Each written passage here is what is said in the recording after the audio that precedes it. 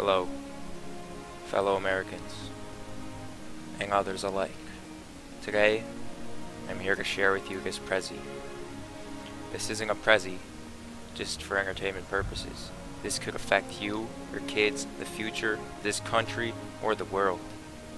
And it's not a Prezi just about a man, but about a man and his ideas. And this man's name is Rand Paul. Now, who is Rand Paul? Well, he is only the son of one of the greatest fighters for freedom and liberty who started the movement for it, of Ron Paul, former representative and three-time presidential candidate. But he right now is an incumbent Republican senator from Kentucky. He was also an eye surgeon who would go to Guatemala and help little old ladies see again. But most importantly, he could do what his father never did and potentially become the president of the United States of America. Now, like his father, Rand is a constitutionalist. You cannot label him left or right, Republican or Democrat. He fights for the Constitution. He once said the founders never intended for Americans to trust their government. Our entire Constitution was predicated on the notion that government was a necessary evil to be restrained and minimized as much as possible. And with that, he fights for civil rights and freedoms and liberties of individuals.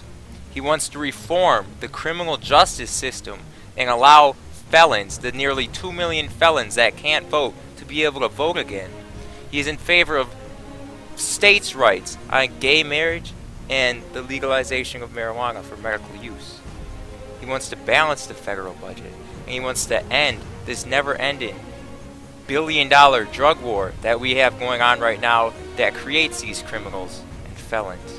He wants a non-interventionalist foreign policy, and he also, of course, wants to restrict the government down to the size to what the Constitution allowed it to be. Now, with this notion of him and all these ideas, many people are going to hate him, including his own party, and they call him radical, and extreme, and an isolationist, like they said his father. And he will take some hate about this, but we need to stand with Rand. So right now, I'm going to show you a video on why we should support him and how we can fix this country and possibly the world we live in right now. Enjoy. It's been a long time coming, but tonight, change has come to America. He could be the next president, and today Republican Senator Rand Paul talked about his plan to the Urban League. He has a 10-year plan that would help some of the most struggling cities in the country.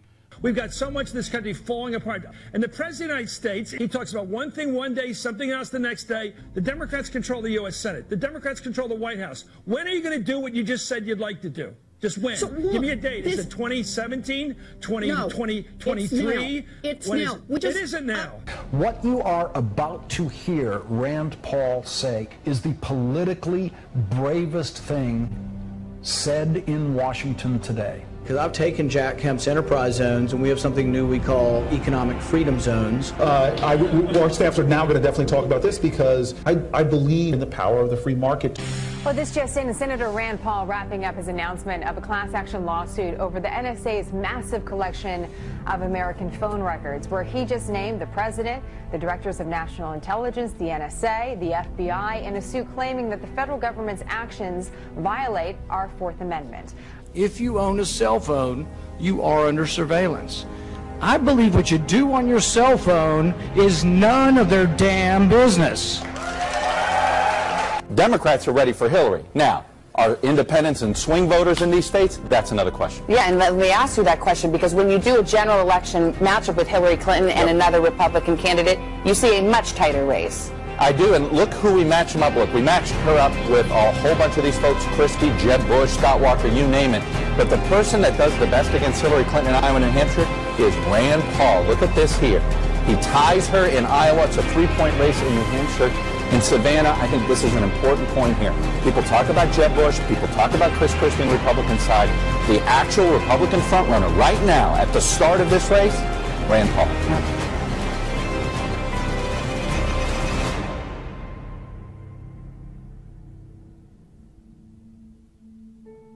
Review board finds 64 different things that we could change. A lot of them are common sense and should be done, but the question is, it's a failure of leadership that they weren't done in advance, and 4 lives were cost because of this. I'm glad that you're accepting responsibility. I think that ultimately with your leaving, you accept the culpability for the worst tragedy since 9/11, and I really mean that. Had I been president at the time, and I found that you did not read the cables from Benghazi, you did not read the cables from Ambassador Stevens, I would have relieved you of your post. I think it's inexcusable. In head-to-head matchups with 6 potential Republicans, Jeb Bush, Ted Cruz, Rand Paul, Marco Rubio, Scott Walker, and Chris Christie, Republican that runs best against her, Kentucky Senator Rand Paul. And that's our second key takeaway. The first-term Kentucky Senator right now is the closest thing Republicans have to a 2016 frontrunner. What gives Paul that label? He has the highest favorable ratings of any potential candidate in the 2 states. He leads the polls in the early horse race, not including the undecided vote, and he runs best against Hillary Clinton. But it's not just good poll numbers. He's been very strategic in the past 6 months, teamed with Democrat Cory Booker on some legislation, and he backs a less active foreign policy that happens to be more popular with the public. This also could mean that Paul will be an early target of uneasy establishment Republicans all of next year.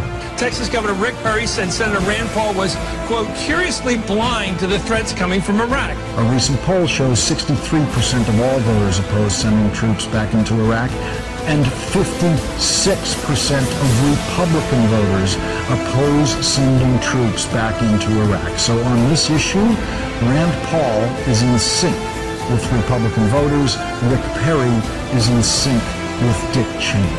And Rand Paul is ready to do battle with both of them. Well, if Rick Perry's out to stop Rand Paul, history shows then the senator from Kentucky might just be the candidate who ends up winning this thing, the one going up against Hillary Clinton. I say not one penny more to countries that are burning our flag.